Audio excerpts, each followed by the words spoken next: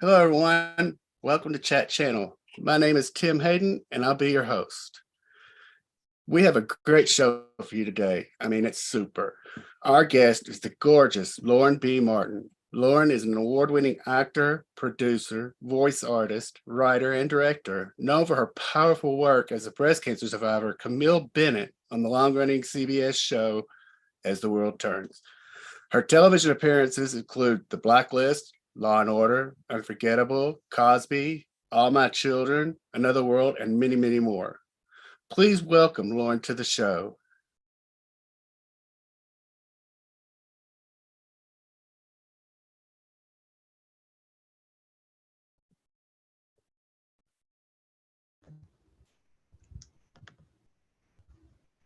Hello, Lauren. How are you?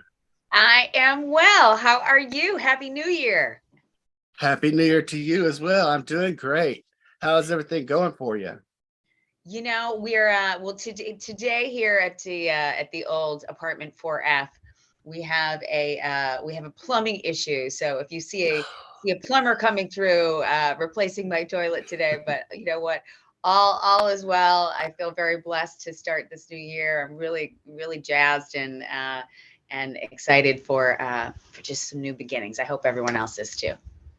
Well, maybe we should out to him and get the dirt on you on what you have in your bathroom. Most people, I hear people snooping in cabinets when they're in the bathroom. I've never heard of that. I read it one day and I started asking people, like, yeah, we really do. When you go to people's houses, you go, I'm like, I've never done that.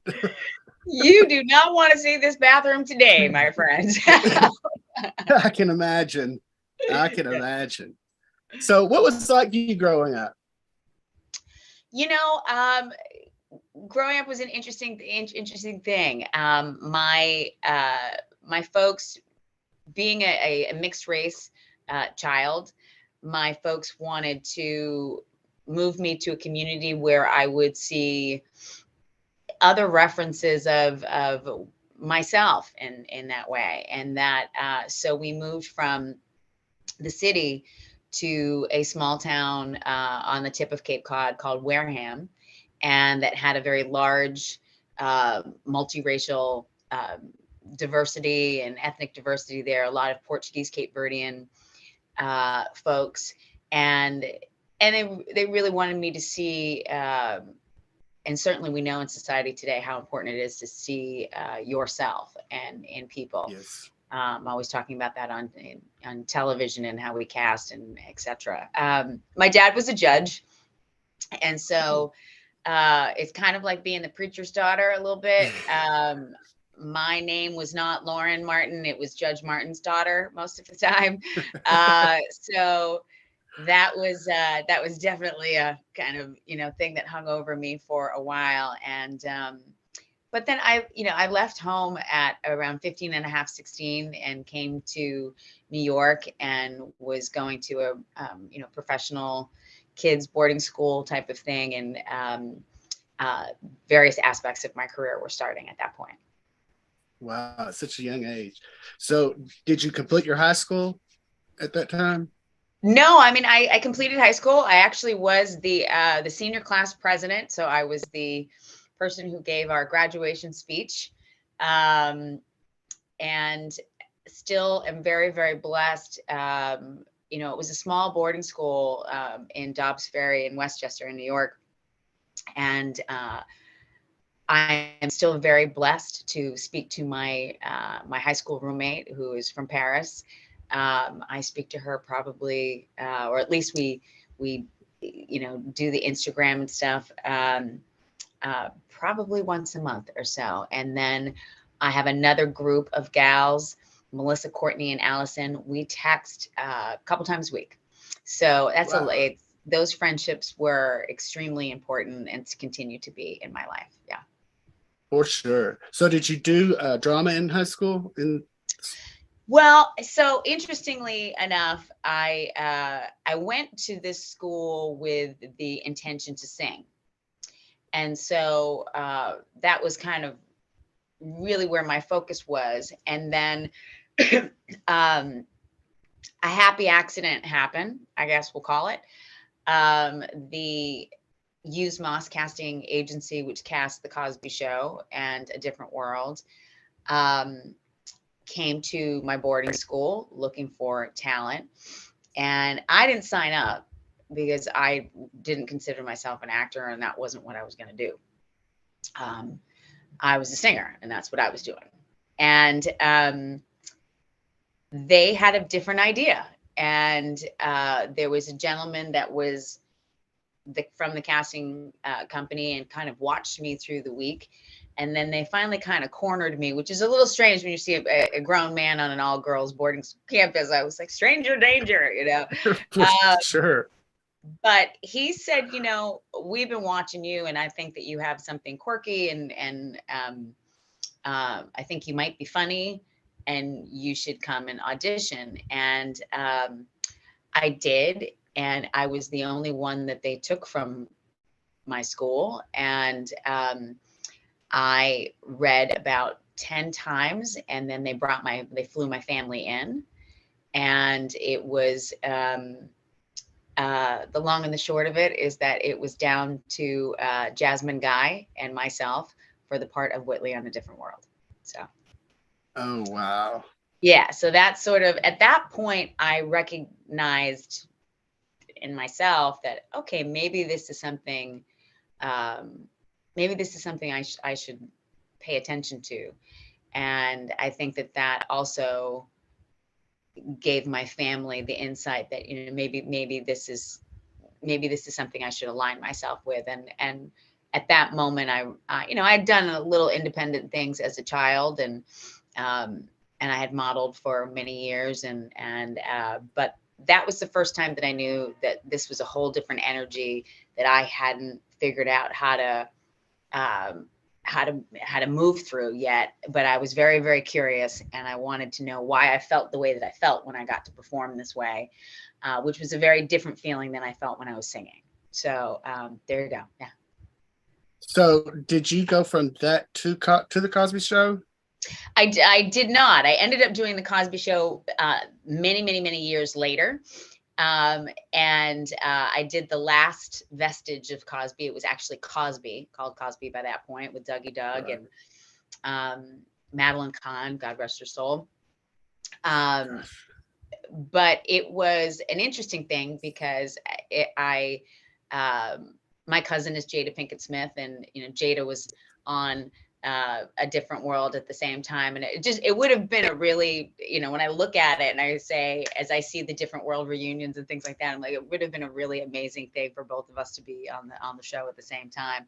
But I did get to sort of randomly thank Mr. Cosby for and the casting people for letting me enlivening something in me. And regardless of his story and all the things that are connected to him, I have deep empathy for all the women that were unfortunately hurt in that time of their life. And I have empathy for his family and his children. I have met his daughters and was shooting Cosby at the unfortunate time when his son Ennis was murdered. So, you know, it's a difficult road to toe, but it was a moment in my history. Yeah. Well, I mean, his personal life and what happened in his career, I believe, are two different things. Sure. I mean, career-wise, I mean, he knew what he was doing. He was right. Genius at what he did. Well, it was a beacon. It was a beacon of light as far as certainly for, I believe, all American families, but it was a really wonderful thing for African-American families and people of color to see.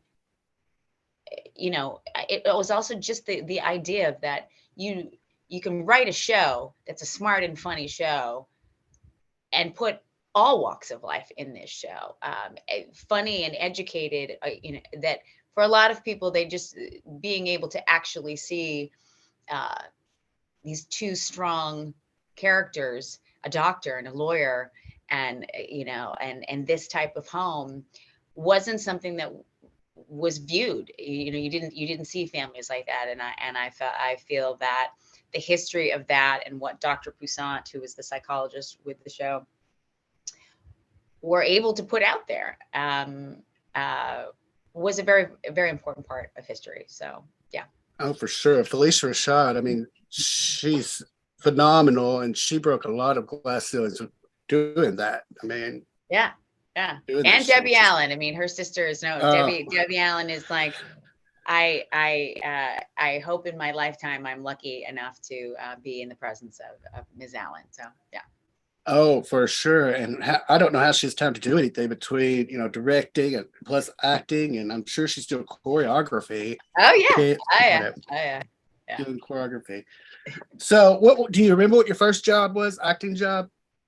Yes, my first job was I was 4.5 years old, and I it was an accident. I was in Jamaica, which I'm half Jamaican, and um, there was an abominable snowman character on the beaches in Jamaica. They were filming a commercial for tourism, and I walked onto their set, and because I was enamored with this big, gigantic, abominable snowman and was fascinated. And we have little baby goats that were, you would always see on the beaches of Jamaica, and I would always get in trouble because I would take my banana chips or loaves of bread, and I would have like a pack of goats with me wherever I would go, and just aggravate everybody because I thought it was fantastic. I thought it was me and my tribe.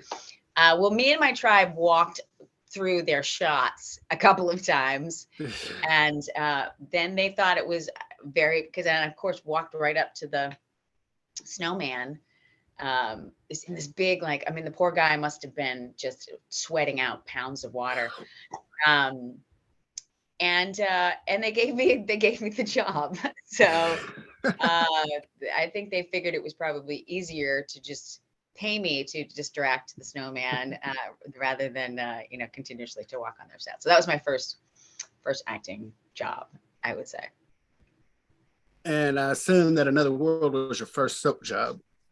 Another World was my first soap job. It was. God bless. I was just very, very grateful to Miss Kathy Talbert, who was the head of NBC Daytime. And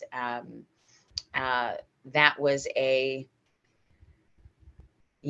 stood at the right place at the right time and was discovered in a mall in Florida. And I was going to a casting for Aaron Spelling, and Kathy saw me, and they were filming my audition for the evening news in Florida at the time. And they pulled me from that line and she said, "I don't think you're right for this Aaron Spelling show, but I think I might have something else for you. Give me all your photographs and I'll call you. And as soon as I have this aligned." And I thought I'd never hear from this woman again. And the whole experience was super surreal. And I wasn't going to go to the casting because I thought, this is Aaron Spelling, and I thought that I'm not white, I'm not blonde, I'm not the look, I'm not going to get this. And Bo Jackson, who was a news reporter for Channel 6, asked me a question. She was an African American woman, and I was wearing a leopard turtleneck and an orange trench coat because it was pouring rain. And the only reason why I went to the casting was because I drove a Mazda Miata and I had a hole in my roof, and it was at a mall. And I figured, well, if the casting doesn't work out, I'll go shopping, right? And Bo had this big head of curly hair, and Bo saw another woman of color in the line and said, "What are you doing here?" And I was just really bold and mouthy, and I said, Aaron Spelling, other than Diane Carroll and Troy Bayer-Berg, hasn't hired a woman of color on his show, and I think I would be a good addition. And that feed was going back into the room where Kathy Talbert was, and they said, "Pull this little whippersnapper out of the line." And they did, and that's how it started. And months later, Kathy left a message on my voice, my answer machine. This was back in the day where you had, the answer machine that played out. And my ex-husband called me and said, there's a message on the answering machine and you need to get home and listen to this message. And I was on my bicycle and pedaled myself home, and it was Miss Talbert, and she said, we need you on a plane to New York. We've got some people for you to meet. And that started it. I didn't have an agent at the time. My manager and I looked up who was the best soap agent in New York, and you know, and how to even move through this process. We had no idea how to do it, and that's how it started. So I will forever be grateful to Miss Talbert. Wow, that's so cool to hear how that happened, and Yeah, that they pulled you out of the line. You know, that there says a lot. You went on to do As the World Turns, which I won't say is your biggest role, but to me it was the most impactful, one of your most impactful roles. You remember? Did you have to audition for that, or did they just go ahead and knew yes. they wanted you? So what was happening with that, which was just a very magical and strange things of events. So at the time, I was on Another World at the time. I was playing Denise Jenkins, and who was, you know, this intern reporter, and I was dealing with all the things with, you know, Grant and working with Jensen Buchanan and all that, and Tom, the great Tom Eplin, who was tremendous, and Kim Rhodes, and all these amazing, and then Rhonda Ross was on at that time. And the opportunity to, you know, and I wasn't contract at that point. I was recurring, and I was flying myself in back and forth from Florida, and was wardrobing myself, was doing all that, because, you know, when you were recurring, it was a different energy, right? But I was so happy to be there, and would come with my suitcase, and wardrobe would go through. And, you know, I remember spending every penny I had on my clothes, because I wanted to make every opportunity I was on camera, you know, important. And we got we got the breakdown of this role, Camille Bennet. And my manager said, you know, we're going to submit you to this, and see what happens. And Camille and I there was a lot that we could, that you could see would align. And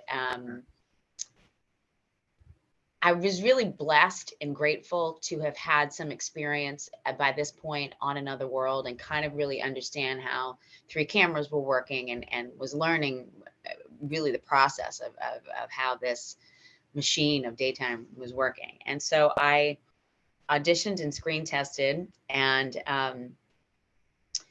I'll never forget being on the set of Another World and getting called to my cell phone ringing, and it's my manager, and I can't even fathom what a 3-year contract looks like, because I'm utterly confused. And they're calling my name, and they're like, you know, trying to get me down to set, and my legs are shaking, and I'm crying, and I'm like, you know, trying to remember my lines, and my manager's saying, well, we're going to sign the contract. I'm like, yes, but I have to go to set, and, you know, everybody's here.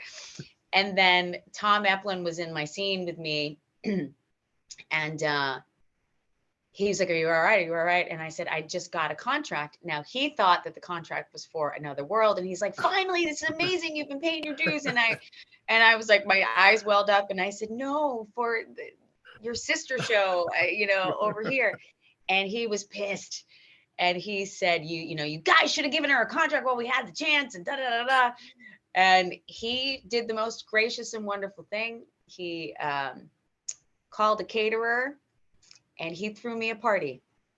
He threw me a party Awesome. that day in his dressing room, and congratulated me, and kind of held my hand, because I was gobsmacked. I really didn't understand what was next and how this was going to work. And he was very, very, very kind, and I'll never forget that. And then, you know, years later, he came and did a stint over with us over at As the World Turns. And I certainly will always forever hold him in my heart. He was very gracious to me.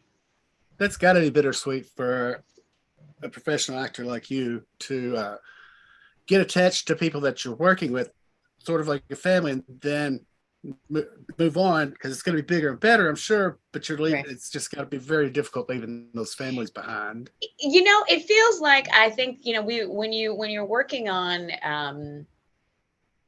any kind of set, whether it's a web series or a film or, even a play, you I mean, for lack of a better term, you go balls deep very fast. Like, you know what I mean? Because Right. you've got a limited amount of time, and you hopefully, not always, hopefully you're surrounded by other creatives who really are open, and they're open to the process, and you have to really move through a series of emotions very fast to get that trust together. And that's the whole goal of doing any project, um, is to suspend that disbelief, to build those relationships fast, and to, you've got to really trust. You got to use all your trust skills. But it becomes like a summer camp. Whether it's you're spending the time in the hair and makeup trailer, or in wardrobe, or in rehearsal, or depending upon what type of project you're working on, and you are spending a quantitative amount of time with people very, very fast. I mean, listen, I've bartended, off and on throughout all of my career, to pay the mortgage and the medical bills and stuff. And that's kind of a camp too. You're in the trenches with people. You know what I mean? It's a performance. Right. Whether you're singing in a band with somebody or whatever, it's you hopefully, if you're coming at your craft in the right way, you hopefully are being as genuine as you possibly can, and giving your fellow artists the best light that you can portray. Well, As the World Turns, you were one of the most beloved characters. Yeah. You were a medical student, I believe, working with Dr. John Dixon, who the phenomenal Larry Brigman. I mean, that had to be so cool. Oh my God. Yeah. He just brings joy. But Hearing his name just brings joy to my heart. Just another person who, quite frankly, the lessons in hindsight were, my favorite curmudgeon, you know what I mean? Like, just a extraordinary man, extraordinary actor, kept me on my toes, and and kind, just a kind man, tough, kind, focused. He cared about what his character was doing. He cared about storyline. And, I had wished, I mean, and I think somewhere in the pen strokes at some point, there was a possibility of him being my father. And, the genius Lynette McKee, who, again, another just force to be reckoned with, an extraordinarily, I mean, never mind as a singer, but as an actor, and extraordinary, talented woman who had done so many different, so much work with Spike Lee, so much work on stage, so much work as a singer. Richard Pryor, Bill Cosby, all the people. This medium was very, very different. Working with some tremendous actors, or who have done everything, and then you throw everybody into this very, very kind of different medium that works at a different pace. And I learned a lot from some just tremendously talented people, and I will always be grateful. Yeah. Well, Tammy, your character went through a lot, but the biggest thing she went through was she was one of the first. Well, you were one of the first actresses to bring breast cancer to the screen, Right. Because in the 70s, you never heard it talked about. In the 80s, barely, and that had to be so incredible. Did you get much response from real life survivors while you were? I did. Well, firstly, when I first heard about the storyline, my heart sank, because I went, oh no, they're killing me immediately. And this is what's happening. And then I remember sitting with the writers, and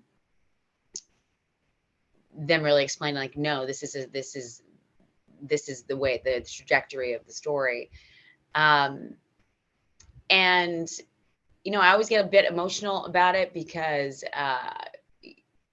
this character was, oh, hold on, that's probably the You're plumber. I fine. forget. You're fine. You're perfectly fine. Sorry, everybody.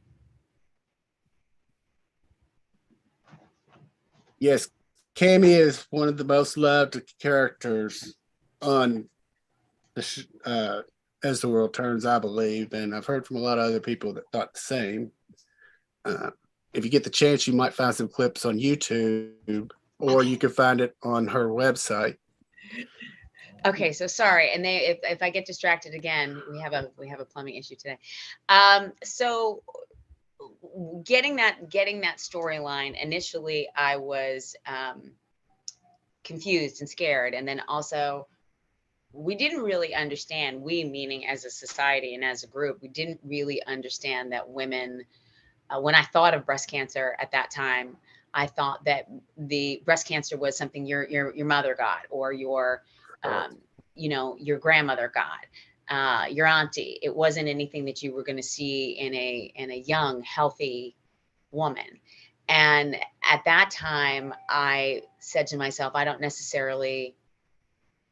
know how I need to play this character. So I worked with a wonderful organization called Share, and it connected me to women closer to my own age that had cancer. And many of those women were, come on in. Many of those women were women that were hadn't had children yet. They were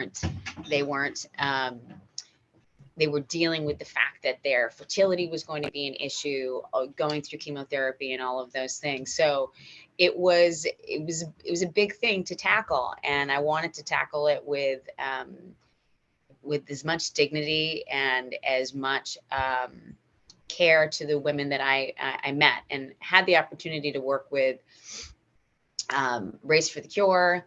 I spoke at several Race for the Cures. I also wasn't aware that men could get diagnosed with breast cancer as well. So I had the wonderful honor of speaking with Montel Williams, and also trying to bring just more awareness to early detection.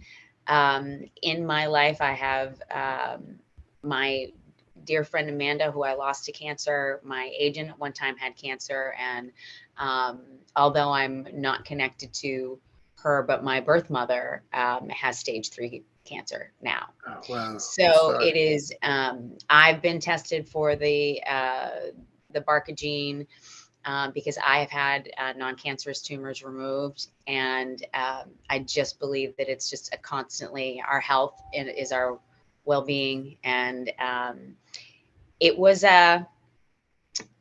years later in life, going through some of the medical things I've gone through in the last 10 years, losing my hair and a lot of those things. Very different when you're playing a character than obviously when you are having the moments in real life. Right. And cancer survivors and people who are fighting the good fight. My dear friend Samantha, she is her scans came back wonderful a couple of weeks ago. It is, it's a battle of our lifetime, for sure. So incredibly important story to me, and I'm so glad that when I get to talk to people about that role, that it was something that affected their life in a positive way. And it's not necessarily even it was important then, but it's just as important now. Yeah. Hold that thought for 1 yourself. second. I think. Absolutely. Gentlemen, Absolutely. did you need to ask me a question? They took the toilet with them. They did, because they're replacing the toilet. Oh, they are? Yes. Oh. Wonderful things that happen here at Apartment 4. Yes, they took the toilet. They're at the store looking for another toilet Okay. currently, but nice to meet you. Yeah. Okay. Take care. Everybody, Happy New Year. everybody, the plumbers. So anyway, okay. So back to you, Tim. Tell me what's next.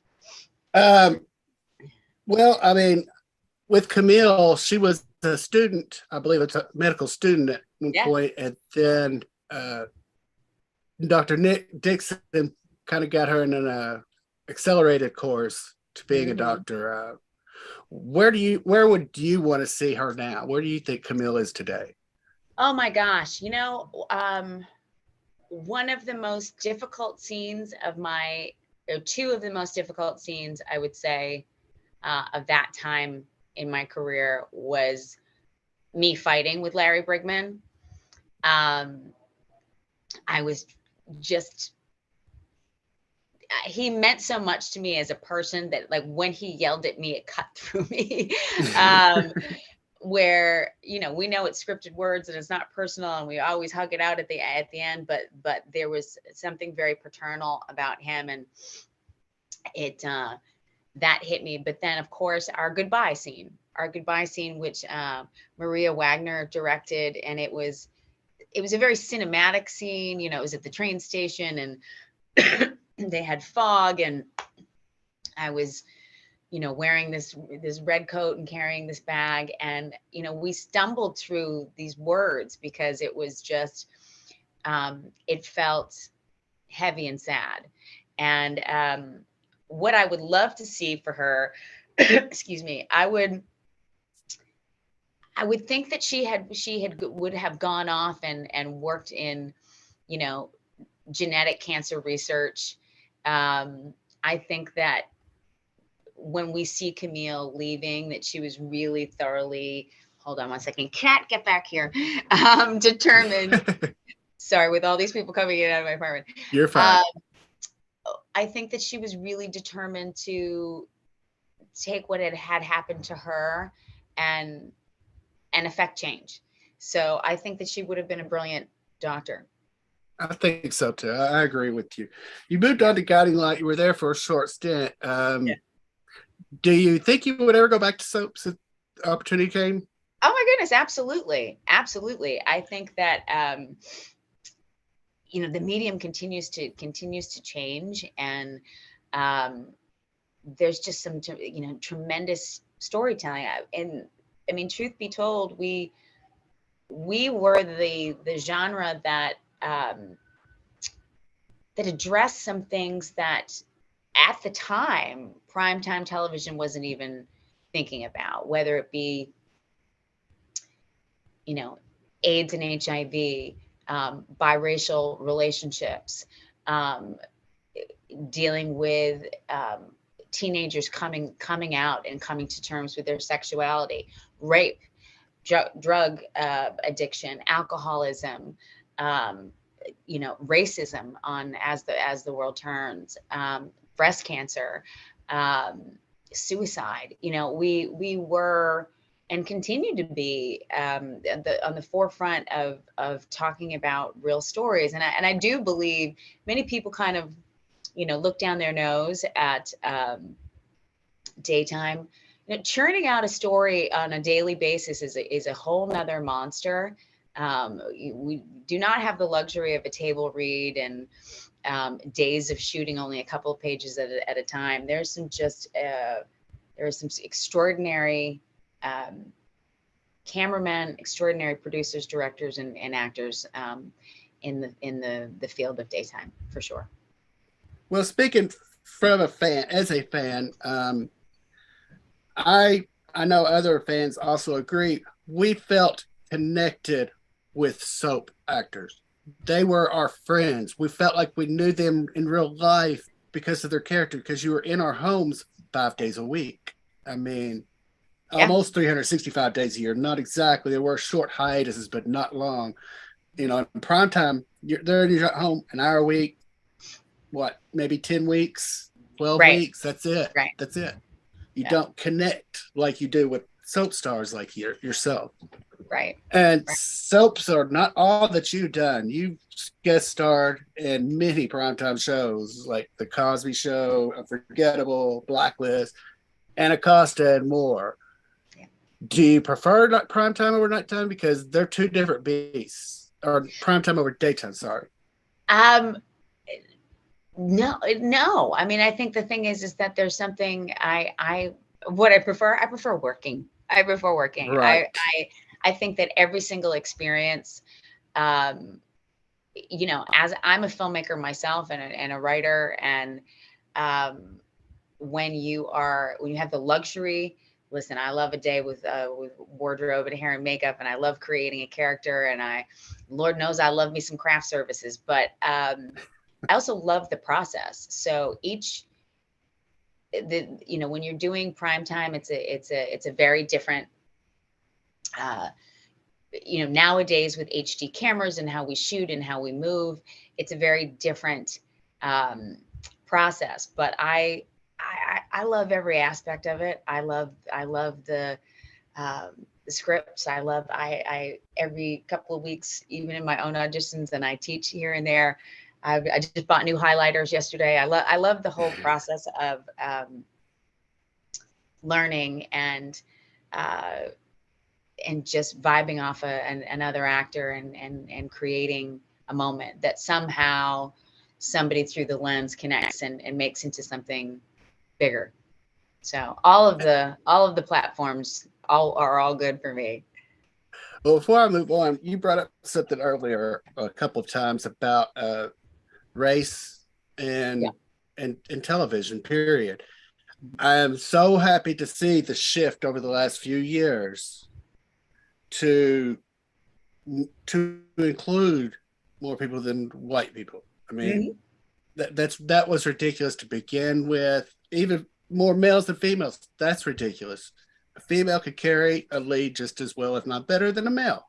That's right. I'm just saying. Well, the disparity in gender bias um, in the industry, never mind in the world, whatever uh, in the business world, and women are still making sense to a man's dollar, um, and oftentimes with the higher education level. How we view race in this country, unfortunately, without getting into an enormous conversation of that, Right. has slid back tenfold, um, sadly. And the truth be told is Mm-hmm. that there are more children who will be of mixed race in this country, um, continuously, and we're not going away. And when being having when you think of some of these commercials that cause so much havoc about a young mixed race couple with a baby, and the hate. I mean, we went through. Listen, as light skinned as I am, um, also the education that there are many different, and I'm Caribbean American, and there's many different shades throughout. Um, this is the one country which had the one drop rule, and the insanity of that. If we were really to actually follow that one drop rule, well, most people would be black. So just to be honest, so it is, kitty cat, get back over here. My cat's trying to walk out the door. Um, so I find that just being able to continue the discussion as to um, women in a place of power. I mean, listen, Shonda Rhimes, I'll just say it one more time. Like, I think if I say it 3 times, she's just going to appear in my living room. Shonda Rhimes, Shonda Rhimes, Shonda Rhimes. I love what she has done. I love the strength that she has brought to her women characters. Viola Davis is Hail the Queen. Oh my Hello. God. Kerry Washington.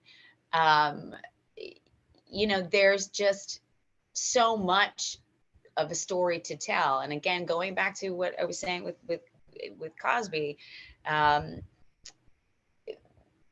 showing just a story, whether it's Asian American, Latin American, Indian American. I live in New York City. There's a myriad of cultures, every which way that you turn. And that needs to be represented. I love Woody Allen. I think that Woody Allen's a genius. However, it used to always bother me that his very tiny little microcosm of how he portrayed life was a very white version of it. Right. Art is art, and it's subjective to many people, but I believe in a backdrop that is filled with broad strokes of paint colors of all kinds, and that's the world that I want to see. That's the diversity that I hope to continue to get to participate in. I'm so sorry. One more time. You're fine. You're fine. Perfectly fine. We're going to talk about one of our shows coming up here shortly. Yeah, I'll stay tuned for a few moments. We're on a pretty serious topic that I think needs to be addressed. You guys got any feedback? Just send it our way. Okay. I know this is going to be keep. I'm so sorry, everybody, but It's fine. This is New York. So yeah, We just appreciate you giving us your time. I love it. I love it. I'm honored to be here. So yeah, I think that I want to see. I'd love to see more women behind the camera. I'd love to see more women. I'd love to see casting understand that ethnicity. I mean, back when I was modeling, when I was a kid, it used to be you had your one Asian model, you had your one very dark complected model, you had the racially ambiguous one, which was me. Like, what is she? I can't tell what she is. I know she's something, type of thing. And then you'd have your very kind of Nordic blonde, blue-eyed gal. It's, we're there's all kinds of people, all kinds of hair textures, and romance and love. We need to continue to educate our children that love comes in. Racism is something that is taught. You put two kids in a room together of different colors and hair textures, and they don't know the difference until it's pointed out to them. So it's inordinately important for us to continue these conversations. I would love to see us eventually get to where we don't have to say mixed race or black, That's or right. white. That's right. We should just be able to say that guy or that lady or. That's right. And I don't know. I'll get off that. Well, I kind of brought that up for a reason, because one of your latest jobs was Anacostia. Yes. Working with Anthony Anders. My baby. Yes. Can you tell us a little bit about that show? Oh my goodness. Well, Anthony Anderson is a force to be reckoned with. He's just a force of nature. He has been in the game of web series, really just an innovator in this genre for quite some time, and writing stories about Anacostia, and from the perspective of seeing what was happening in his own backyard. And I'm so grateful that he has got his flowers and is continuing to, and that the show is getting recognized.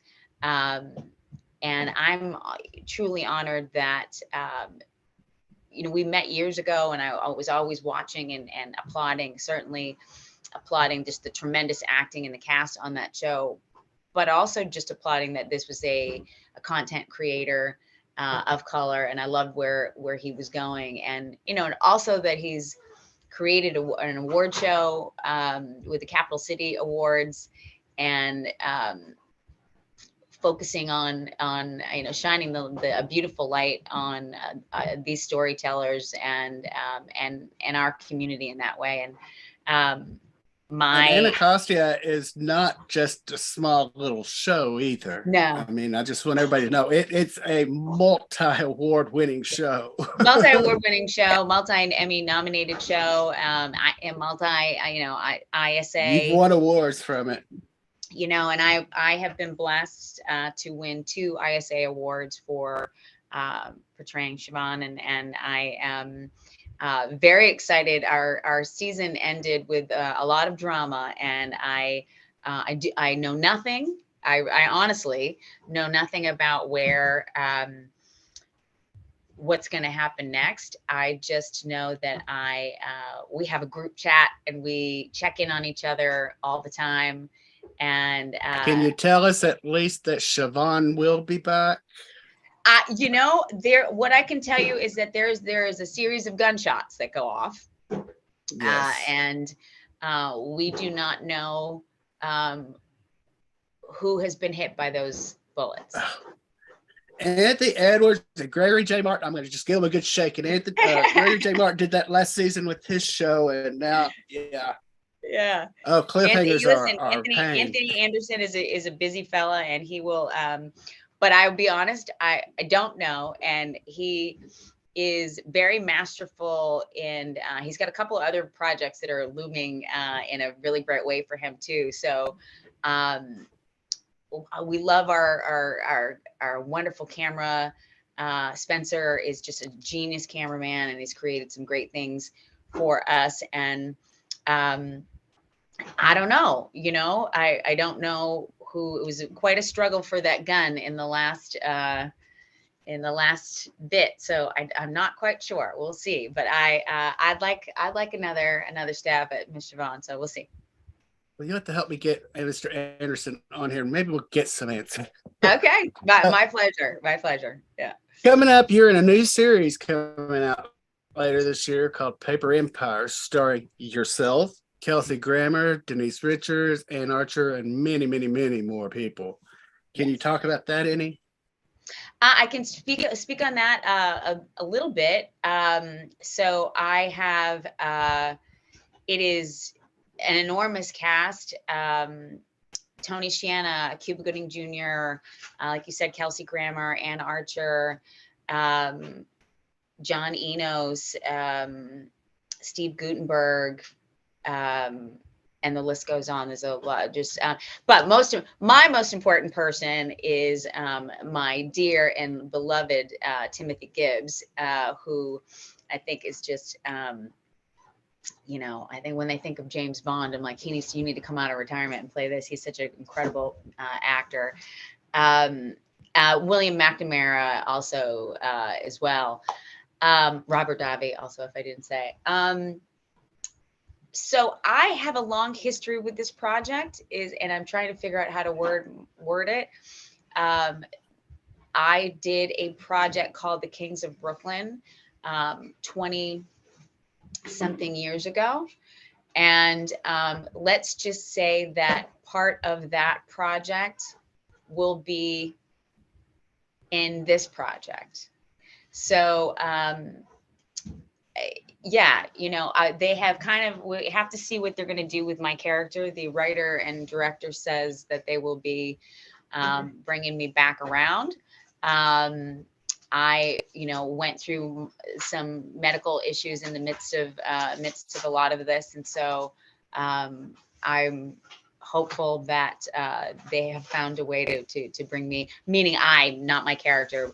I went through some medical things. So I'm hopeful that they will bring me back in this new season, but I believe it's going to be on Netflix.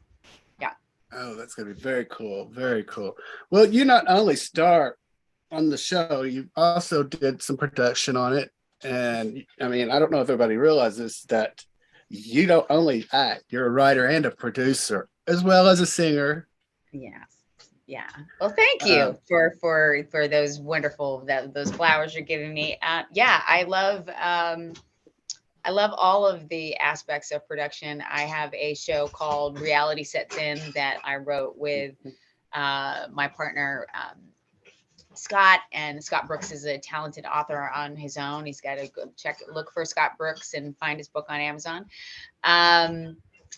So we had our first season of Reality Sets In, which is a comedy dramedy on stream on Amazon, and we would love to finish the show. We had our incredible investor and incredible executive producer passed away a couple of years ago. And then of course we had the pandemic, and that held some things up, but I'm very happy that we got to get those episodes out. And we also paid homage to, to our beloved in there as well. And, Right. I just wrote a treatment for a Christmas movie that I have a couple comedians. I've written for a couple comedians. I have a feature film that we shot years ago called You Are Not Special, where I had Brian Scott McFadden and Farrah Greenbaum and Mark DeMeo in there. Oh, cool. So I've got a new project that I'm going to hopefully try to align with some people for this Christmas film and see if they bite, and we'll get some money and hopefully make that happen. And well, I've got a suggestion for you. I think Yeah. you should do a Christmas album and attach the music to the show, because you have a phenomenal voice. I've heard many of your songs. Loved your rendition of At Last. I mean, that was just incredible. Thank you. I miss it. I do hope, I mean, my dream, to be real, is you know, and I keep saying this to my agent, I'm going to speak it into existence, is that I get to play Zendaya's mom, and that Tracy Ellis Ross and Maya Rudolph and I are sisters, because we all sing and we're all mixed race. Yes. And as is Zendaya. And we're going to do a fun musical, and that's what I keep. I'm just, if God, you're listening. But I miss singing. I had a moment where I really couldn't, because of some of the medication that I was on medically was giving me some problems. I had a condition called thrush that was happening with the diabetes, and also and so awful. that was not helping my voiceover career, and it was also very frustrating as I was trying to sing. But it's very a muscle. painful. Yeah, it just wasn't a fun moment. None of the treatment was really fun, but I'm really blessed to be on the other side of that. And you must have had a lot of antibiotics, because that when I went through necrotizing fasciitis, that's how I ended up with thrush. I was on 11 antibiotics. And the bad thing is, they're like, the only thing that you can treat it is yogurt. I hate yogurt. Frozen yogurt will do. But I'm with you. I hope that I, in my manifestations for this next year, I put out there that I really hope to sing again and get back behind the mic and find some outlets to do that. And it would be great to kind of do it in tandem with the acting at the same time. But I'll take it any which way I can. Well, in my mind, I'm just picturing you, and if anybody's listening, it's just a great idea. You can run with it. I give you permission. I see you as a Diane Carroll type of actress on Dynasty. Mm-hmm. She performed, but she also acted. And that's kind of the role that I can see you in. I mean, I don't know. If anybody's listening, I think you should do it. You had me at Diane Carroll. Well, I mean, that's where my mind went when I was researching it, listening to your music, listening to you sing, and it was just like the shoulder pads right now. Had me at Miss Diane Carroll. What a diva! So many people don't understand what shoulder pads were like. Well, I'm going to go into a serious subject. You work with many, many, many charities: autism, pediatric cancers, breast cancer. You also speak about depression and suicide, which I think is phenomenal that you use your platform for that. What inspires you to work with such great causes? Thank you. First of all, I appreciate you taking the time to acknowledge that. Oftentimes, I mean, I a lot of these causes are things that are either directly connected to me in some particular way, whether it's someone that I love and care for, or something that I have my own experience with. Obviously, we've spoken about breast cancer and cancer. I have a good friend, and have now really trying to find more time to work with the Christian Rivera Foundation, which is children with DIPG, which is a rare stem cell cancer, which most of these children don't make it to the age of 6. And so Keenan Thompson is one of the spokespeople, and so he works diligently, and we are all working very, very hard to fight for these DIPG warriors. And then autism, I have a connection to that. I have my little brother is a highly functioning Asperger's young man, and I just happen to think that how we deal with educating people about how autistic people and how people with Asperger's actually approach the world.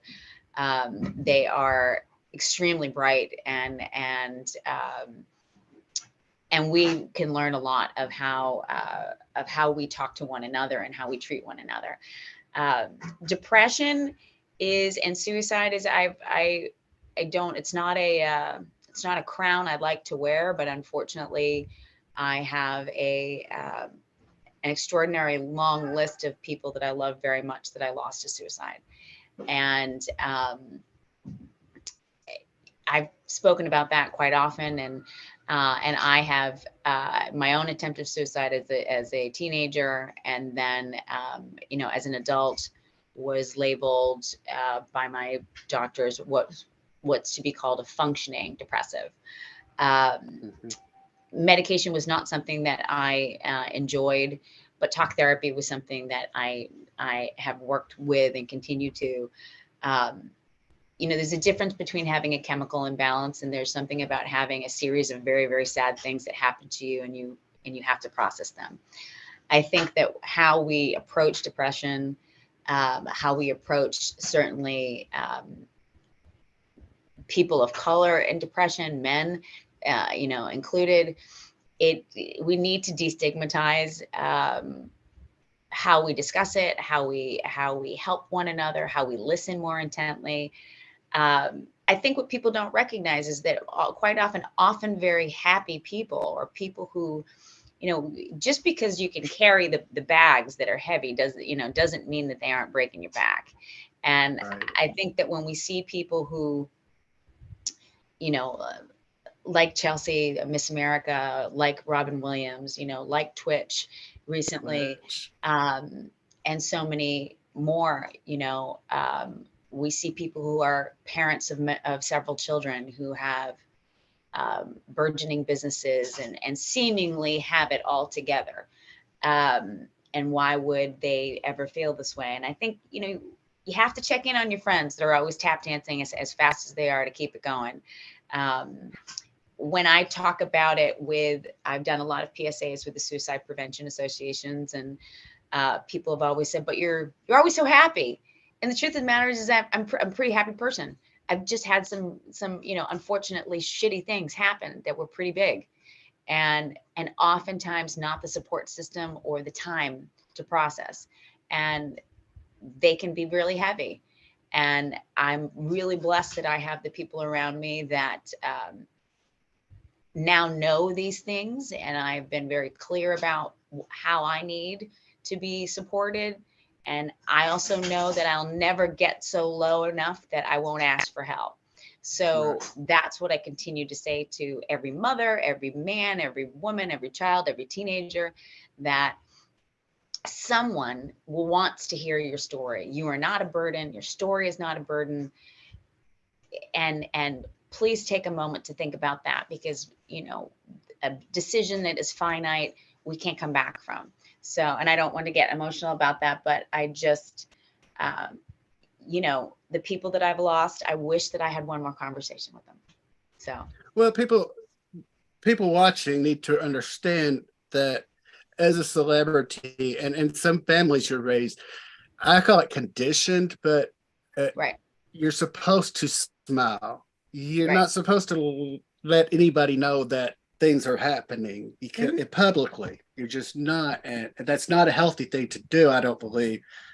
I do want to let everybody know that if you or anybody is having issues with depression or suicide, you can call or text 988, or you can talk to 741-741. There's always somebody at one of those numbers. Always.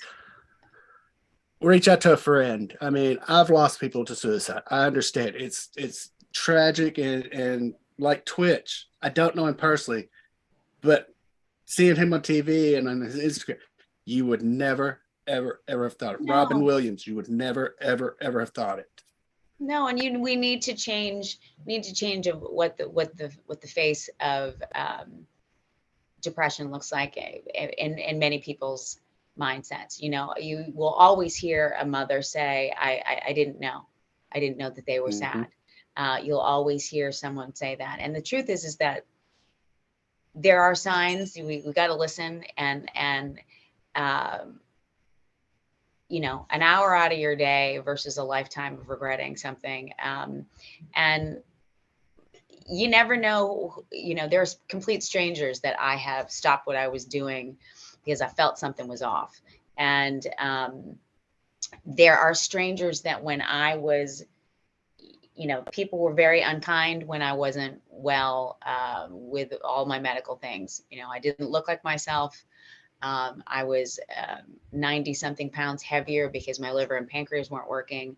And nobody really stopped to care what was happening with me. They all would say things like, well, your face is still pretty, or, you know, not understanding what kind of physical pain I was under and what dealing with doctors and nonstop trying to get well felt like. And, you know, something as simple as your health, but when it's all consuming, it can really, it can take the wind out of you. So take the time, we be more gentle with people, but we also have to learn too, is to never be afraid to ask for help. You know? Absolutely. I mean, and like you said, you can't tell by looking at somebody. And for me, I get when somebody crosses my mind, like you were talking about, that's the opportunity for me to call that person or check on that person. Right. I feel like they're either thinking about me or they need something, and it doesn't hurt to say hello to somebody. That's the truth. And like I said, you can reach anybody at call or text 988 or text talk to 741-741. Well, I appreciate you being here so much, Lauren.